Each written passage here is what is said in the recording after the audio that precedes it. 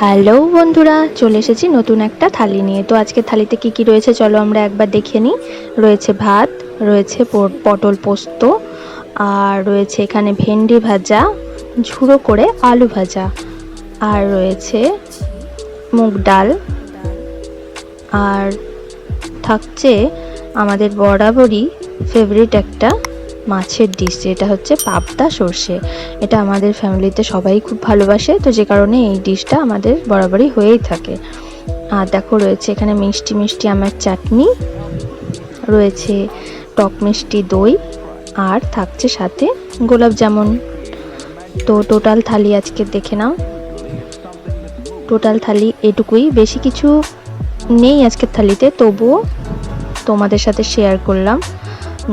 তো এখনও বড় কোনো ভিডিও তোমাদের সাথে শেয়ার করতে আমি পারিনি, মেনলি থালিগুলোই এখন শেয়ার করছি। তো যাই হোক, তোমরা এই থালিগুলোকেই দেখো, কি আর করার আছে।